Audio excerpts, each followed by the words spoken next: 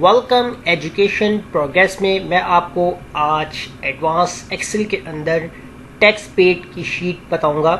तो अगर आप हमारे चैनल पे न्यू हैं तो हमारे चैनल को सब्सक्राइब कर लीजिए और हमारे चैनल को अपने फ्रेंड्स में भी शेयर कीजिए। तो चलते हैं हम अपने टॉपिक की तरफ।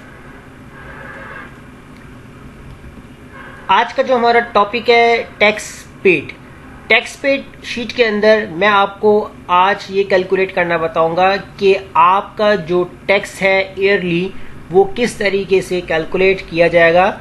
तो उसके लिए पहले आप स्क्रीन पर देख सकते हैं कि मैंने डाटा को यहाँ बना के रखा हुआ है।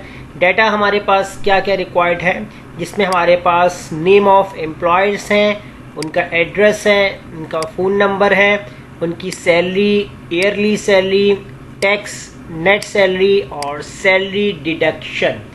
अब टैक्स पेड क्या चीज़ होती है ये मैं आपको बताता हूँ कि टैक्स जो होता है वो एंड ऑफ द ईयर आपका डिडक्ट किया जाता है, आपकी सैलरी के ऊपर होता है। अगर आपकी सैलरी इतने अमाउंट से क्रॉस कर जाती है तो आपको इतना टैक्स पे करना होगा। अब टैक्स की कंडीशन क्या होती है ये आपको मालूम होनी चाहिए, और इसके लिए पहला काम हम क्या करते हैं, यहाँ पर जो सैलरीज होंगी उसको हम यहाँ पर लिखते हैं। तो सैलरी मैं यहाँ पर कुछ कम और कुछ ज़्यादा अपने पास से लिखूँगा, क्योंकि किसी एम्प्लॉय को हम यहाँ पर टैक्स पेड की ऑप्शन देंगे, किसी को नहीं देंगे। तो इसलिए सैलरी डिपेंड करता है। जब आप इसकी परफॉर्मेंस एक्यूरेट बनाएंगे, यानी कि इस पूरी शीट को अगर आप एक्यूरेट बनाएंगे तो आप उसी लिहाज से अपनी एम्प्लॉय की सैलरी लिखेंगे। अभी फ़िलहाल समझाने के लिए मैं यहाँ पर सैलरी राइट कर रहा हूँ, यानी कि एक अमाउंट की सैलरी, एक एम्प्लॉयर की सैलरी हमने लिखी 10,000 और एक की हम सैलरी लिखेंगे यहाँ पर 15,000 और एक की सैलरी हम यहाँ पर लिख देंगे 7,000 और एक एम्प्लॉयर की सैलरी हम लिखेंगे 8,000 और एक एम्प्लॉयर की सैलरी लिख देते हैं 18,000, एक एम्प्लॉयर की सैलरी यहाँ पर लिखते हैं 6,000, 16,000 और लास्ट वन इसकी हम लिख देते हैं यहाँ पर 11,000। अब देखें यहाँ पर सैलरी को हमने इस तरीके से राइट कर लिया है। यहाँ से मैं चेंज करता हूँ कॉमा में। अब पहला काम हमने यहाँ पर करना है कि आप देखें कि ईयरली सैलरी जो है वो कितनी बन जाती है। तो उसके लिए आप क्या करें, यहाँ पर इक्वल लगाएं। आपकी जो बेसिक सैलरी है इसको आपने मल्टीप्लाई कर देना है 12 से, क्योंकि ईयर में आपके पास 12 मंथ होते हैं। तो 12 से मल्टीप्लाई करेंगे तो टोटल आपकी ईयरली सैलरी बना देगा। एंटर करें यहाँ पर तो देखें कितनी सैलरी आ गई है। 10,000 की सैलरी जो थी वो ईयरली आपकी बन जाती है 1,20,000। अब हम करते हैं इसको ड्रैग। तो जैसे हम ड्रैग करेंगे यहाँ पर तो तमाम एम्प्लॉयर की जो ईयरली सैलरी है वो हमें इस फार्मूले से मालूम हो जाएगी। इसी के बाद अब आते हैं टैक्स के ऊपर। अब टैक्स की कैलकुलेशन कैसे की जाएगी, यहाँ देखें आपने लगाना है condition formula equal if bracket open करेंगे और यहाँ पर आप सिलेक्ट करेंगे सबसे पहले जो है वो आपकी जो ईयरली सैलरी है इसको आपने सिलेक्ट करना है और ग्रेटर का साइन बनाना है और यहाँ पर आप लिखेंगे 1 लाख। अब 1 लाख मैंने यहाँ पर क्यों लिखा है कि ये तो कंडीशन के ऊपर है कि अगर आपकी ईयरली सैलरी 1 लाख से ज़्यादा हो जाती है तो आप टैक्स पेड बन जाते हैं। अदरवाइज अगर 1 लाख से कम सैलरी बनती है तो आप टैक्स पेड नहीं बनते। तो ये कंडीशन है, तो मैंने कंडीशन लगाई है, कॉमा लगाएंगे। अब देखें अगर आपकी ईयरली सैलरी 1 लाख से बड़ी है तो आपके पास क्या प्रिंट होगा। तो इफ़ ट्रू के अंदर मैं पहले ट्रू वैल्यू दूंगा। तो ट्रू वैल्यू में आप कितना % टैक्स देना चाहेंगे, तो टैक्स मैं दे देता हूँ यहाँ पर 3%, कॉमा। और उसके अलावा अगर आपकी सैलरी 1 लाख से ऊपर नहीं होती है तो क्या प्रिंट हो, तो इफ़ वैल्यूज यानी कि फॉल्स वैल्यू के अंदर मैं यहाँ प्रिंट करवा दूंगा 0 और ब्रैकेट क्लोज। लाजमी नहीं है कि इधर आप 0 करवाएं, आप कुछ भी प्रिंट करवा सकते हैं, टेक्स्ट भी प्रिंट करवा सकते हैं, खाली भी छोड़ सकते हैं, या एज अ 0 आप यहाँ पर शो करवा दें। तो सिंपल आपने ये फार्मूला लगाना है कंडीशन वाइज और आप करेंगे इसको एंटर। जैसे एंटर करेंगे देखिए यहाँ पर आ चुका है 0.03 इसलिए आ रहा है क्योंकि अभी आपके इसमें आपने % में चेंज नहीं किया। मैंने इसको जब यहाँ से ड्रैग करना है और ड्रैग करने के बाद यहाँ देखें मेरे पास % लिखा हुआ आ रहा है, इस % पे मैं क्लिक कर दूंगा तो देखिए मेरे पास क्या आ चुका है 3%। अब देखें यहाँ पर इस तरीके से आ रहा है 3%, इसका मतलब है कि कितना कितना टैक्स जो है वो अप्लाई हो रहा है। अब देखें 3% आ रहा है किसी पे आपका आ रहा है यहाँ पर 0%, यानी किसी के ऊपर परसेंटेज अप्लाई नहीं हो रही है। तो इस तरीके से सिंपल ये फॉर्मूला लगेगा। एक बार मैं आपको फिर दिखाता हूँ कि 1 लाख से ऊपर जिसकी सैलरी होगी उसके ऊपर 3% लग रहा है, यानी कि टैक्स लगेगा, वरना 0%। अब आते हैं नेट सैलरी के ऊपर। अब नेट सैलरी कितनी बनती है उसको हम कैलकुलेट कर लेते हैं यहाँ पर।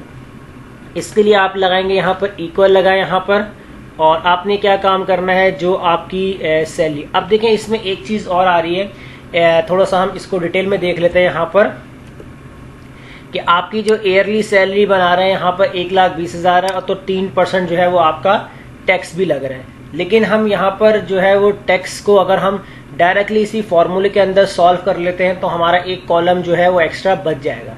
अब कैसे, अगर मैं यहाँ पर अप्लाई करता हूँ 30%, तो 30% के लिए मैं क्या करता हूँ, इसी जो सैलरी को सेलेक्ट कर लूँगा और मल्टीप्लाई करवा दूंगा 30% से। तो अब जब मैं यहाँ पर इसको एंटर करूँगा तो 1 मिनट यहाँ हमारे पास जो है चेंज करवा देंगे। इस फॉर्मूले को मैं यहाँ से बैकवर्ड कर लेता हूँ ताकि ये प्रॉब्लम जो है वो इस तरीके से रिमूव हो जाए। देखिए यहाँ पर मैं सेलेक्ट करूँगा सैलरी को और मल्टीप्लाई करवा दूंगा 3% से, एंटर। तो देखिए मेरे पास अमाउंट आ गया, यानी कि 3,600। अब देखें मैं 3% लिखा हुआ तो आ रहा था पहले, इतना अप्लाई हो रहा है, फिर मैं उस 3% को मल्टीप्लाई करवाऊंगा इससे, तो आपका टैक्स निकाल के देगा। मैंने इसी फॉर्मूले के अंदर ये काम कर दिया, यानी कि इसी सैलरी को आपको मल्टीप्लाई करवा दी डायरेक्टली 3%, तो वो डायरेक्ट ये बता देगा कि 1,20,000 का जो 3% बनता है वो कितना बनता है, 3,600। अब मैं इसको करता हूँ ड्रैग। जैसे ही मैंने ड्रैग किया तो देखिए 5,000, 1,80,000 का बन रहा है 5,400, 84,000 का कुछ भी टैक्स नहीं बन रहा, 96,000 का कुछ नहीं टैक्स बन रहा क्योंकि 1 लाख से कम है। 2,16,000 की जो बन रही है वो टैक्स पेमेंट 6,480। तो देखें इस तरीके से डायरेक्टली हमने सॉल्व कर लिया। अब नेट सैलरी की बात करते हैं, इसमें लगाते हैं इक्वल, और यहाँ पर आपकी जो ईयरली सैलरी होगी इसमें आप माइनस करवा देंगे जो आपका टैक्स बनेगा, यानी जितना आपका अमाउंट टैक्स बन रहा है इसको आप माइनस करवा देंगे और एंटर। तो देखें आपका जो 3,600 डिडक्ट हो गया, यानी नेट सैलरी कितनी बन गई, 1,16,000, और इसको हम कर देंगे ड्रैग।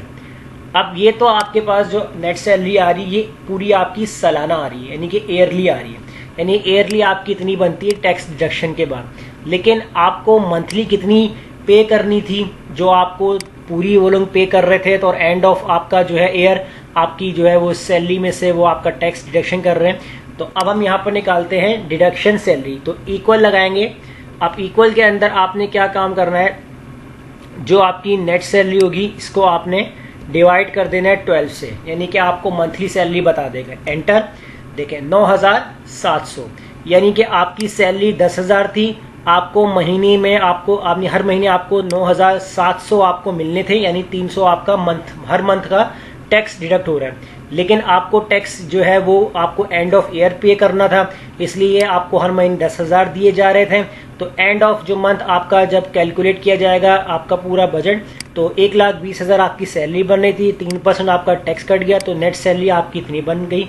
तो वो एंड ऑफ ईयर आपका वो है टैक्स जो है वो डिडक्शन किया जा रहा है। तो वैसे ये मैंने आपको एक्स्ट्रा कॉलम बताया कि आपको मंथली जो सैलरी थी वो कितनी मिलनी चाहिए थी, 9,700, तो आपको पूरी सैलरी दी जा रही थी। इसको हम कर देंगे ड्रैग। तो इससे क्या होगा कि हमें तमाम एम्प्लॉयर की जो है वो डिडक्शन सैलरी जो है वो मालूम हो जाएगी। तो देखें इस तरीके से आप अपना टैक्स पेड कैलकुलेशन बना सकते हैं एक्सेल के ऊपर, जैसे मैंने आपको आज की क्लास में बताई है।